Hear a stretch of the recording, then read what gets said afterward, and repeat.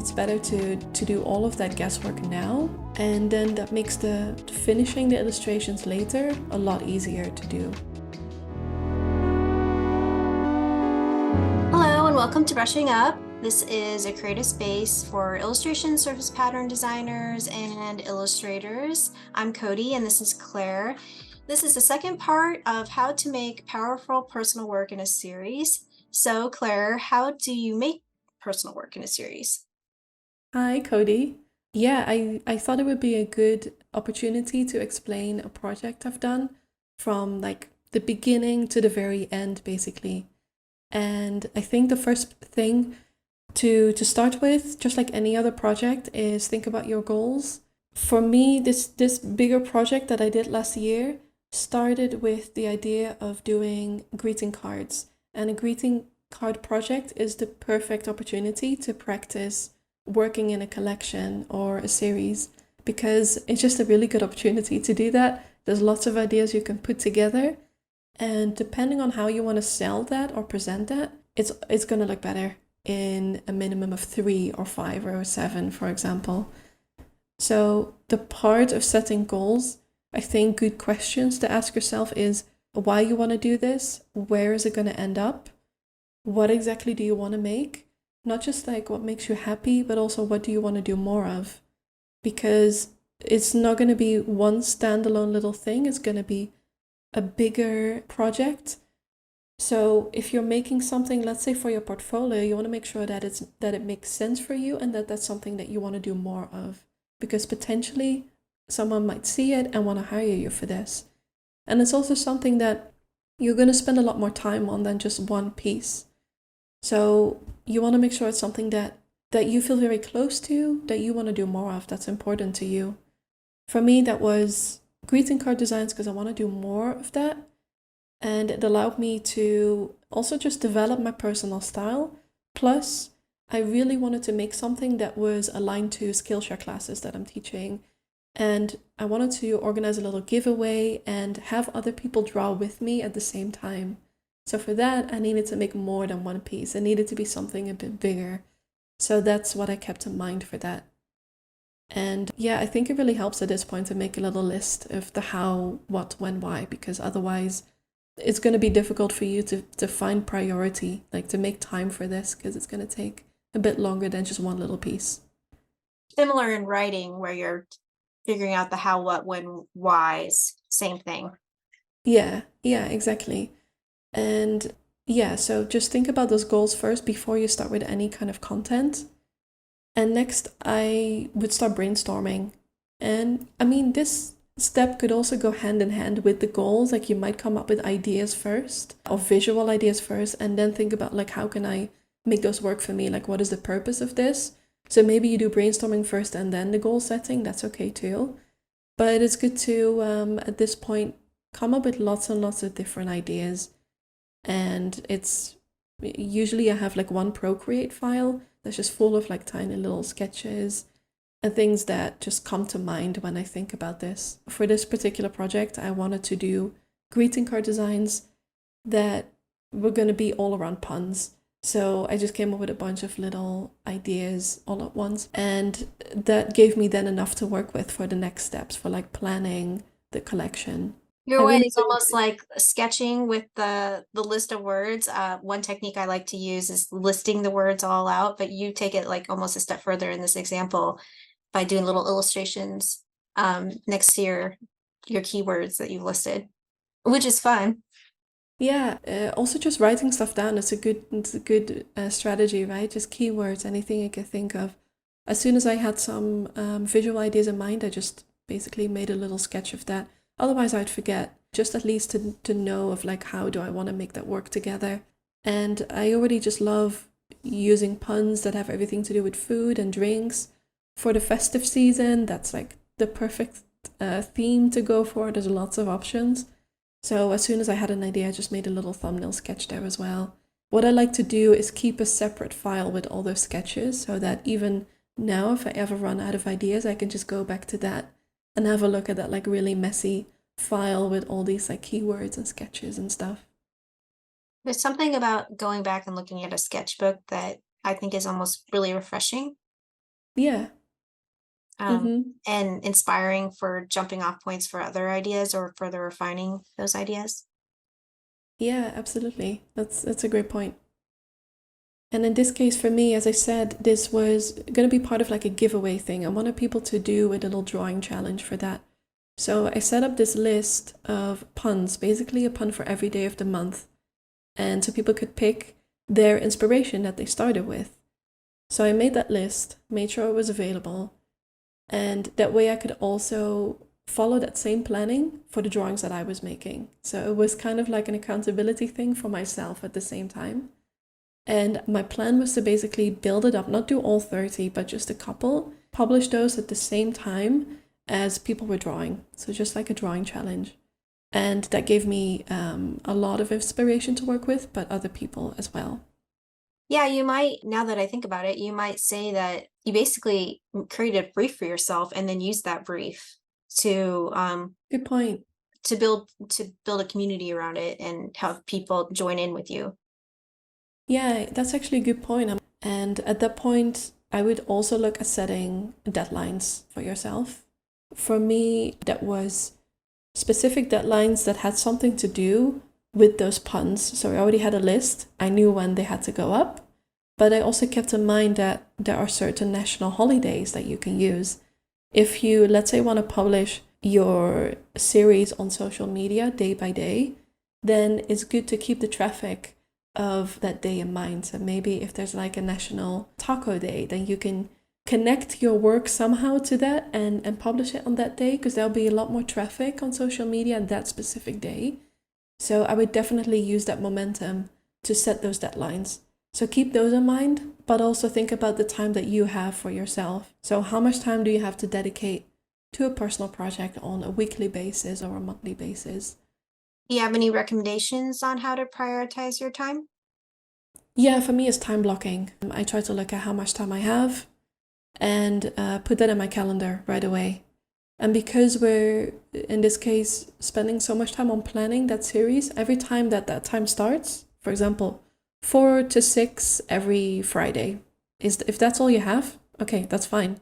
Then if you have the planning stage kind of done, you can just pick up where you left off, do something for 2 hours, and then stop, and then continue the next week. And I think oftentimes it's difficult to make time for personal projects, right? But even if you, let's say, only have 10 minutes a week, use that to your best abilities. Don't try to like start with a blank canvas every time, but make sure that you can build off of something and just keep using that specific time in a week. And set that for yourself, stick to that time and prioritize it. Otherwise it never happens. Going back to the holidays you mentioned, there's like holidays pretty much every day of the year. There's a website that I go to, nationaltoday.com, Uh-huh. and we'll link it in the notes, that you can search for all kinds of holidays. I think it includes international holidays. I mean, I was able to find a pie for National Pie Day for every month. So there's almost Yeah, anything you can find. So right. that'll automatically give you ideas. Yeah, because you're working on a collection yourself, right? With the pies, for, like a new pie for every month. Yeah, there's definitely opportunity to tie that into something that like a day of publishing. Yeah, I think this is basically all marketing, but it's a good thing to keep in mind, right? To publish your collection in parts and then use traffic that's already happening to ride that wave. I don't know, to use that opportunity, because I mean, why not? So I think it's helpful to keep in mind while you're setting those deadlines. If you know that there's like a day coming up in a month, great. Make sure that you plan ahead and that you can make the work so that on that specific day you're ready. And it doesn't mean that you have to make something that's like, okay, National Chocolate Fondue Day, I have to make something for that. No, it can just be something related to that day, and people will enjoy seeing it and want to maybe share your work. Who knows? So that will really help. Mention your inspiration from it. It's always good to have those kind of like little conversations. I'm really bad about doing that in my captions at least. But yeah, stuff like that. Mhm. Like people want to know those, your Mhm. reasonings behind what you did something, even if it turns out totally different from what you're actually showing at the end. it's been statistically proven that, multitasking does not work. And so I always try to make a list of everything and really just focus on one single task at a time. That's to me by far has been the way I'm the most productive. And even if I, have a certain amount of time that I can work on it, I just stop and then get back to it as soon as I can the next time. And that has definitely been my number one productivity in terms of anything I approach, whether it be a big project or just an errand that I need to run. Yeah. Yeah, that's a good point. You know what? I think that helps with finishing projects too, because I think if, let's say you start, you're not planning too much and you're not really prioritizing your personal projects, then every time you do get time, I think it is more attractive, I guess, to want to start something new and start with ideas, because that's the really fun part.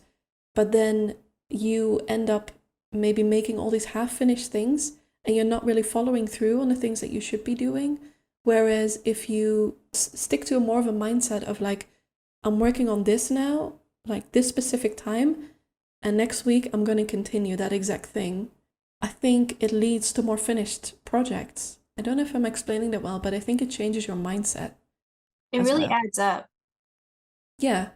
And what you don't want to end up with is all these half-finished projects and nothing to show off. So for me, that's, yes, time blocking. And then when I'm planning a series, I also want to keep in mind a minimum goal. So if I know that maybe, you have to kind of plan for the future, maybe something else is going to come up. Maybe you're going to be busier than you expected. I'm always busier than I initially expect. Then at least I know what minimum goal I want to set for that specific collection I want to start on. For me, that's usually 3 pieces. If all that I have time for is 3 and nothing more, fine. Then I'll do 3 and that's it. And sometimes that happens. But at least all that time isn't wasted. You're still able to execute part of your idea and you've done your minimum goal. Everything else on top of that is a bonus. That's how I try to see it. I love that idea because it's something I hadn't heard before. Because I think a lot of times when, especially creatives, ones that are driven, we tend to like put too much on our plate and like overthink. And Yeah, at least I know it's for me. And yeah. like think that we could get so much more done than we actually can sometimes. And so I think putting a minimum goal is a really great idea because it's like a realistic goal. Yeah, And if you do more, all the greater. So yeah, I love that idea. yeah.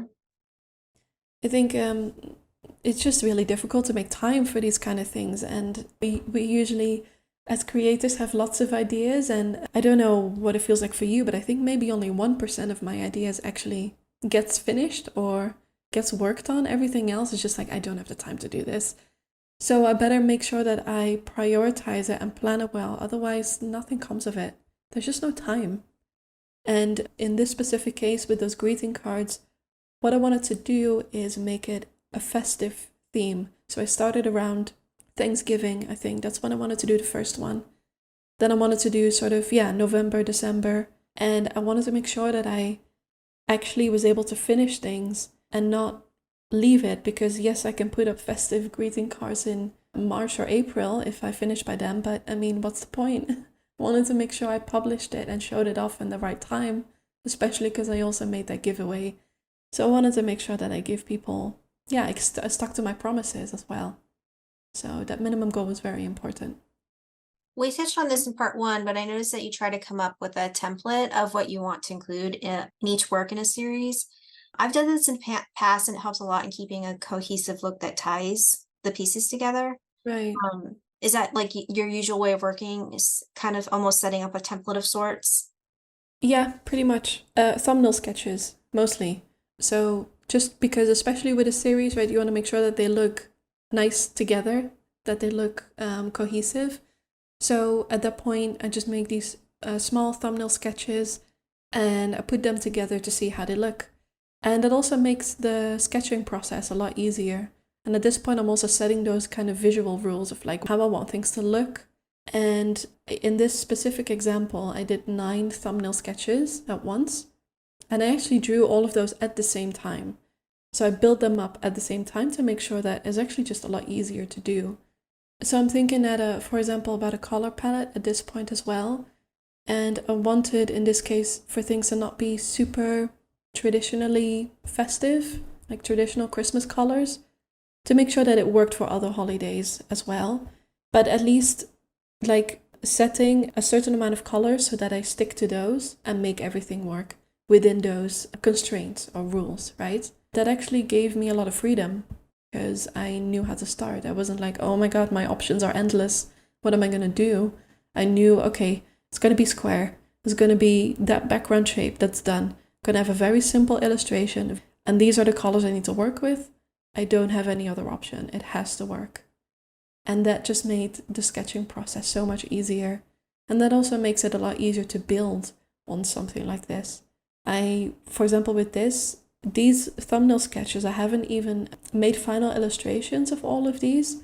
I ended up only doing this one in the top, the Perfect one, the fondue, the holidays, this one, fillings for you, the occupied, and the wine one. So still quite a few of them. Yeah, still quite a few. But basically, it's easy for me to restart this project because there are still thumbnail sketches here that I haven't finished. And because I kept it quite organized, I can also build on this. I would love to be able to do maybe another 9 thumbnail sketches in the same style. And I could do that because I know how to build on this pretty easily. It's not too complicated. So I just, try to keep it really simple at this point. And as I said, setting those rules, I think, as an illustrator gives you a lot of freedom. It just takes kind of the guesswork out of making the final illustrations. It's better to do all of that guesswork now, and then that makes the finishing the illustrations later a lot easier to do. And from And what I understand, you went into this until February because you didn't get it all quite done during the yeah, festive season, but because you picked a less traditional, like holiday color palette, it didn't seem weird posting these really bright traditional color palettes all the way into February, which I think is really great idea. yeah, I actually forgot if that was intentional or not. I don't think it was. I think even with all the planning, I still ran out of time anyway. I still ended up, taking up a couple of projects and then just not having time to work on this. But then I was like, there's still stuff I can take from this that's not too festive and that I could use for Valentine's Day. And because I didn't use too many, as you said, festive colors, I could just continue that series. So I continued it for a little bit longer.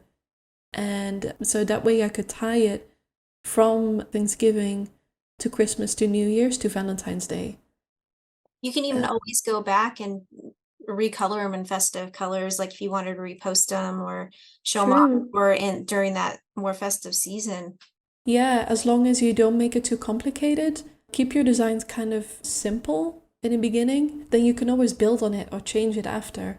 If you keep your options a bit more open, then you can always pivot when you go along. And absolutely, if you keep your files or sketchbook or whatever quite organized, you can always go back to your files and change them or change the colors, for example. Absolutely. Oh, yeah, and the last thing as well is when you have these thumbnail sketches, that makes it easier to pick up your drawing every week, for example. If you have very limited time, you're not starting with blank canvas, but you have your colors, you have your brushes, you have your file, your thumbnail sketches, everything is ready to go. So at that point, it's actually really easy, and for me, at least, a lot more fun because I'm not stressing. I'm just like having a nice time drawing because everything is already ready to go.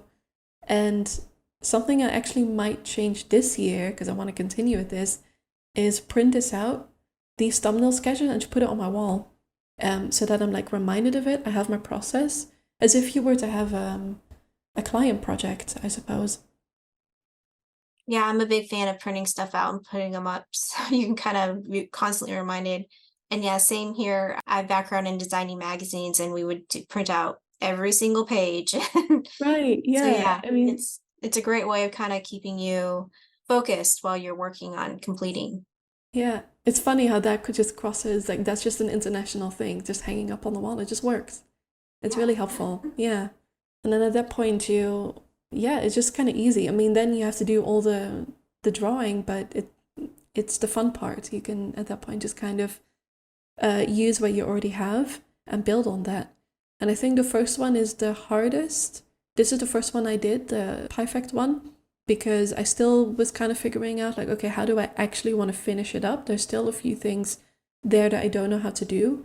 But because you have the colors and your sketch, you have a lot of stuff done already, which is really easy. And at that point, I think as well, the way that I finished the illustrations up changed a little bit over time, but luckily things still kind of matched because the sketches were done. Certain visual elements were the same, so everything was still connected. And I like to finish things up in Procreate. So I just put like the thumbnail sketch and the colors like in the top of my file on my canvas. But you can use a reference window as well. I also like to save the color palette separately, so I know where the colors are, those are saved. And I make a little tab of brushes. So I would do the same thing for a client project, for example, where I just copy those brushes and put those in a separate tab. So that if I ever want to go back to this project or kind of forget what I was doing, I have those in a separate tab.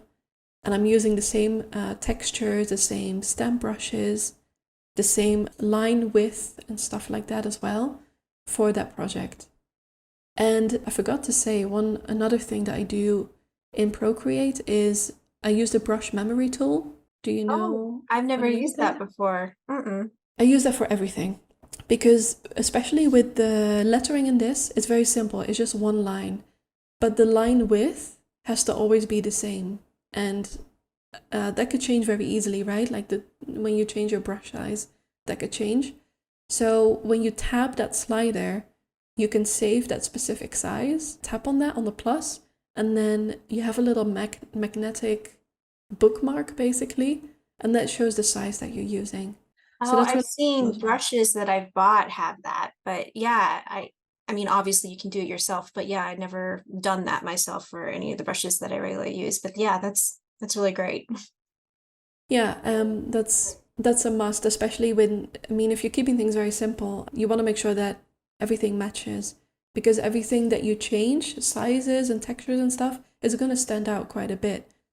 And I do the same thing with my stamp brushes. So those little filler elements here, I use these like little retro stars. I just save those the same way, and I save the size of that as well, and my signature as well. That's also a stamp brush.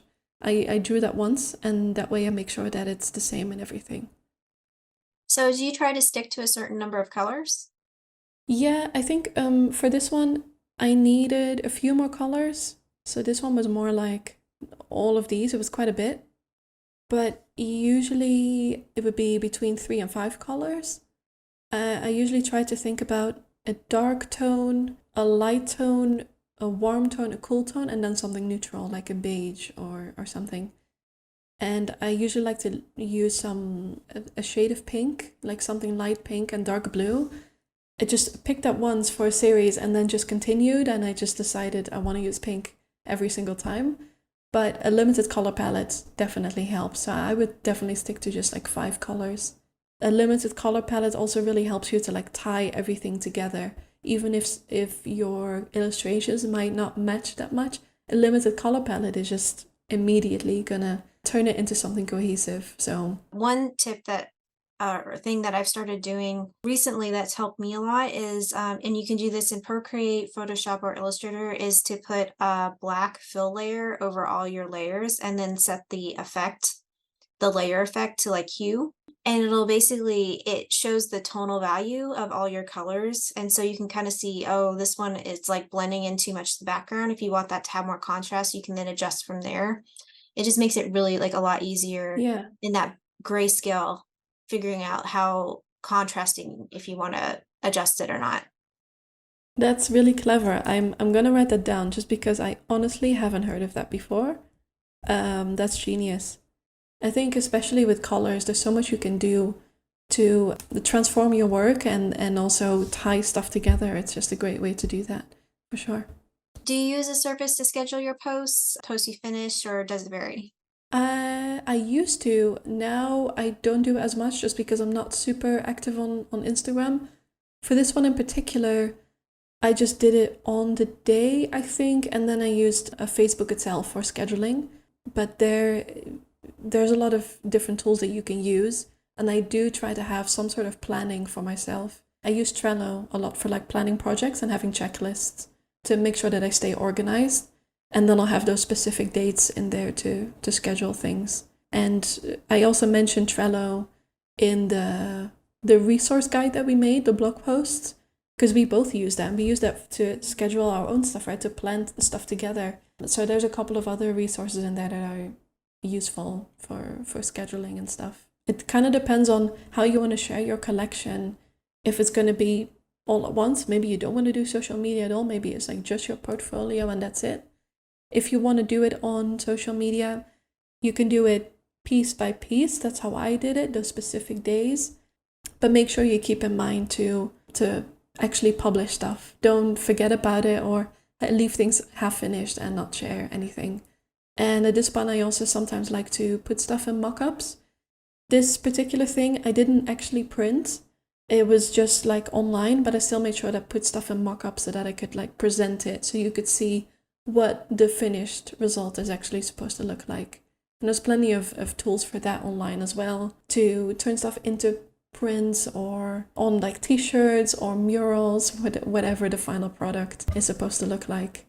Helps to repurpose the content too, so that you're not just set on showing it one way. Yeah, absolutely.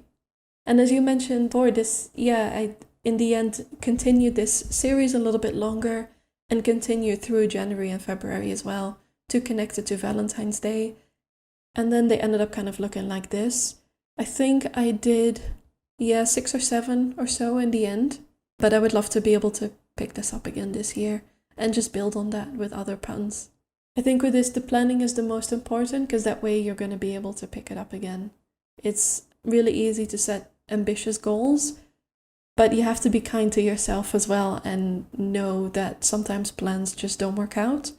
So allow yourself to like make sure you set like a minimum goal, and then anytime you want to pick it back up, try to do it whenever you have time. So stay organized.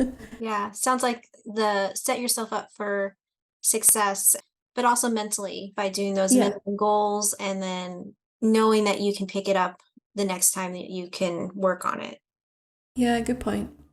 Yeah, setting yourself up for success. And I think sometimes that looks like maybe not making your absolute best work that you've ever done, but it leads to results, and that's the most important thing.